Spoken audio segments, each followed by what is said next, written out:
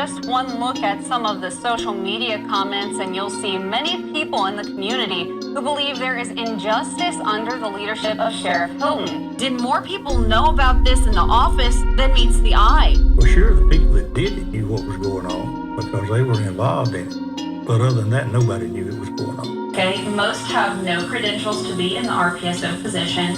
It's all about who they know. That is political, that's politics.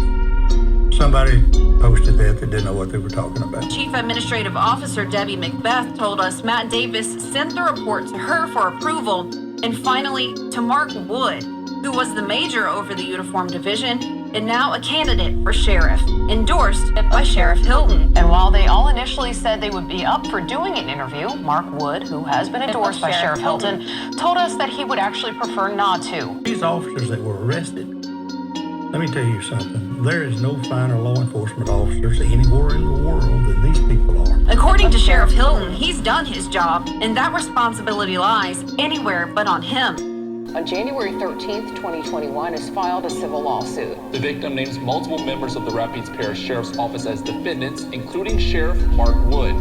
During that buy, Jones forced the victim to perform oral sex on him twice.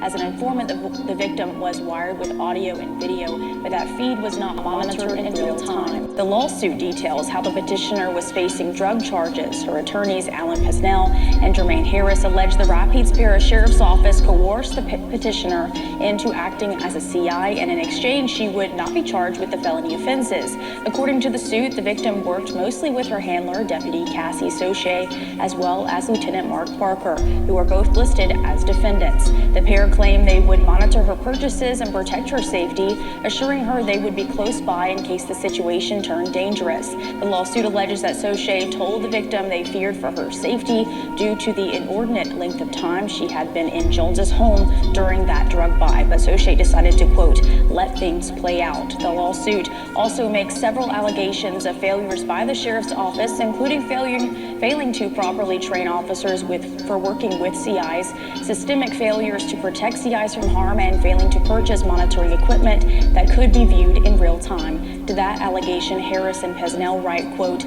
the notion that RPSO did not have any devices that would monitor in real time in the year 2022 is simply not credible. The victim is demanding a jury trial, citing violations of her civil rights, physical and emotional damages, and legal fees. We demand justice, not just in Robert Riggs' case. We demand justice for Andrew Miles, who was murdered and who was put in a cell with a man that they were told that was dangerous. And this young white kid was murdered while officers sat up there and watched television. We demand justice for Andrew Miles. We demand justice for LaJordan Cody. We demand justice for Rachel Smith. We demand justice for every person who's been murdered while in Rapides Parish Sheriff custody. We demand justice for everybody who's been raped by inmates and officers. And officers in this building. Mark knows the job of sheriff, prepared to protect our security. First person I walk in that building and I see with a gun, I'm gonna light him up.